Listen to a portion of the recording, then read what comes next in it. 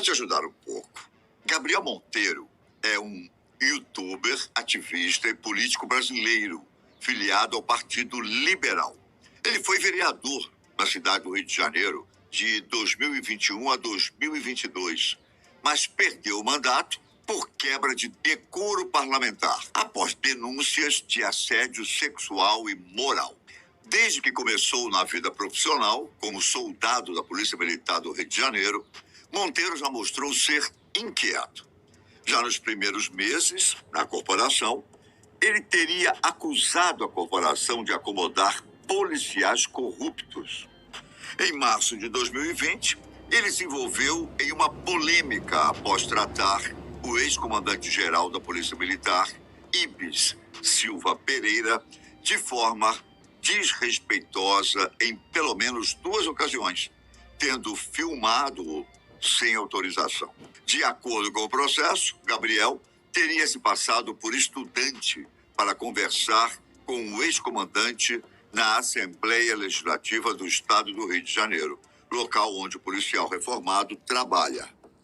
Ao atender o soldado, Ibis percebeu que Gabriel pretendia gravar um vídeo para o seu canal, onde ele questionou algumas ações do coronel. Consequentemente, ele teve o porte de armas suspenso, como também a identidade funcional da corporação. No Instagram, Monteiro lamentou a punição e afirmou que o principal motivo para a possível expulsão seria o vídeo em que denuncia o envolvimento do coronel Ibis com traficantes do Comando Vermelho, no complexo da Maré, zona norte do Rio. O ex-comandante classificou a atitude do soldado como uma transgressão para fins de projeção pessoal e o criticou por fazer uma acusação grave sem ter provas. No entanto, ele foi um dos vereadores eleitos no Rio de Janeiro, com 60.326 votos. Monteiro era youtuber e ex-integrante da Polícia Militar, como eu falei, onde denunciou casos de corrupção. Ele ficou em 3º lugar na votação para a Câmara Municipal do Rio. Gabriel Monteiro havia sido expulso da PM em agosto, mas voltou à corporação logo depois. No entanto, ele decidiu se licenciar do 34º Batalhão em Bangu para se dedicar à política. Como ele tinha menos de 10 anos de serviço na PM, ele teve que se afastar definitivamente para se candidatar. Por seu turno, a PM alegou que ele foi expulso por abandonar o serviço, já que registrava 52 faltas enquanto era militar. Ele também estava sendo investigado em um processo administrativo disciplinar desde março, pois não tinha mais o direito de usar armas. Ele cometeu outras infrações e foi classificado como o pior entre os 5 níveis de regulamento interno da PM. Monteiro também foi acusado de violentar sexualmente uma estudante de 23 anos, além de ter tido relações com uma menor de 18 anos. Pior ainda, fez um vídeo dos momentos íntimos que, inclusive, já viralizou na plataforma X, antigo Twitter. E mais, se gabou disso em um áudio trocado com um amigo, que foi descoberto pela polícia. Segundo o ex-vereador, diz no áudio, sua preferência era por novinhas. Gabriel Monteiro ainda é acusado por abuso de autoridade, fiscalizações sem autorização, assédio moral e sexual contra colegas de trabalho, ataques à comunidade LGBT, exposição vexatória de menores em situação de vulnerabilidade em seus vídeos e também ter provocado um furto, usando como protagonista um morador de rua. Porém, sua prisão preventiva de fato se deu em 7 de novembro de 2022 pelo crime de estupro. As acusações foram suficientes para que ele perdesse também o cargo de vereador. Seu mandato foi cassado pelo Conselho de Ética da Câmara Municipal do Rio de Janeiro. Primeiramente, ele foi levado ao 77º departamento de polícia em Icaraí, após ter sido solicitada sua transferência para o complexo penitenciário de Jericinó, antigo complexo de Bangu. Mais especificamente, ele está em Bangu 8, uma das divisões do complexo. No entanto, ele não fica misturado a outros presos, especialmente por ser ex-policial militar. Certamente, há muitos inimigos dele espalhados pelas cadeias do Rio. Sendo assim, por determinação da juíza Raquel Assad Cunha, foi solicitado que ele fosse colocado em um local que pudesse assegurar sua integridade física. Mas, afinal, como é o complexo penitenciário de Jericinó? O que diferencia Bangu 8 das demais divisões? Administrado pela Secretaria de Estado de Administração Penitenciária, SEAP, o complexo penitenciário foi criado em 1987, ano em que o então governador do Rio de Janeiro, Moreira Franco, decidiu criar no local, que era parte do bairro de Bangu na época, o Presídio de Segurança Máxima Bangu 1.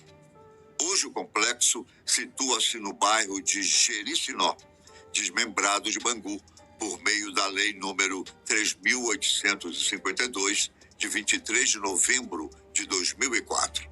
As unidades penais se dividem, a princípio, por regime prisional, facção predominante e pelo sexo dos prisioneiros, entre outros fatores. Na prática, pode-se haver mistura entre presos de diferentes categorias, mas até certo ponto.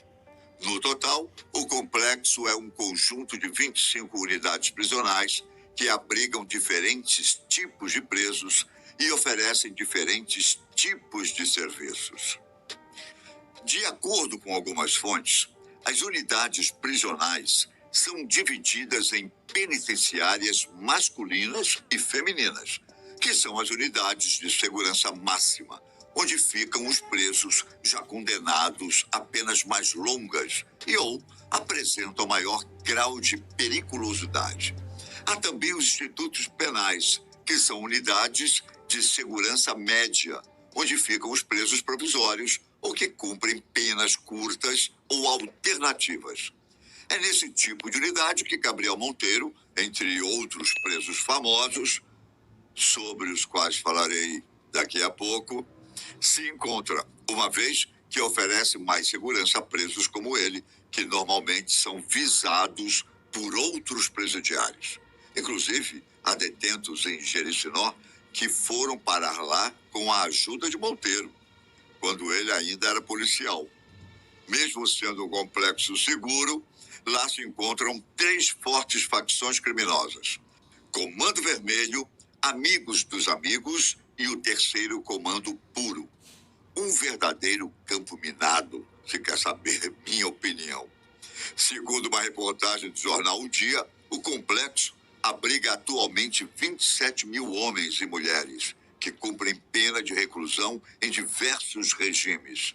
Esse número é superior à capacidade oficial do complexo, que é de cerca de 16 mil vagas.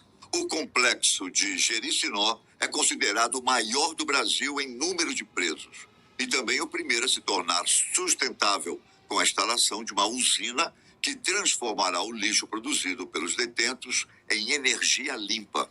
Essa iniciativa visa reduzir o impacto ambiental e gerar economia para o Estado. E como é a alimentação dos presos neste complexo? Assim como na maioria dos complexos prisionais, a alimentação de presos geralmente envolve questões de saúde, segurança e corrupção. Segundo o Ministério Público do Rio de Janeiro, uma organização criminosa atuava no fornecimento de alimentação no complexo de Jericinó, fraudando licitações, superfaturando contratos e entregando alimentos de baixa qualidade. Isso deu origem à Operação Hiperfagia, realizada em outubro de 2020, que teve como alvo ex-funcionários da Secretaria de Administração Penitenciária e empresários envolvidos no esquema. De acordo com a revista Food Service News, o cardápio de almoço e jantar dos presos é composto por arroz ou macarrão, feijão, farinha, carne branca ou vermelha, legumes, salada, sobremesa e refresco. O desjejum é composto por pão com manteiga e café com leite.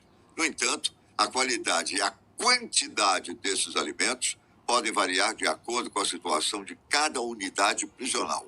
Além da alimentação fornecida pelo Estado, os presos também podem receber alimentos de familiares ou comprar produtos nas cantinas internas, que são administradas por empresas terceirizadas ou pelos próprios detentos.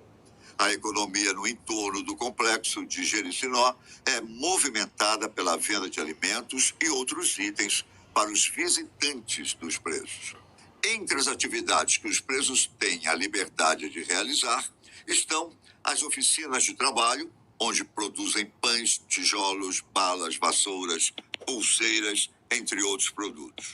Atividades culturais e artísticas, como música, teatro, dança, pintura e literatura. Projetos sociais que visam a ressocialização e a inserção no mercado de trabalho. E também escolas que oferecem ensino fundamental e médio, além de cursos profissionalizantes e de informática. Para finalizar, uma coisa curiosa. Vejamos as companhias que o próprio Gabriel Monteiro já tinha alguma relação e que também são figuras tarimbadas no empresariado e na política tupiniquim. Antony Garotinho, ex-governador e ex-deputado federal do Rio. Ike Batista, empresário e ex-bilionário listado na Forbes. Eduardo Cunha, ex-deputado federal e ex-senador. Sérgio Cabral, ex-deputado estadual e ex-senador carioca. Daniel Silveira, ex-deputado federal, e Roberto Jefferson, também ex-deputado federal. Bem, nos vemos no próximo vídeo. Um grande abraço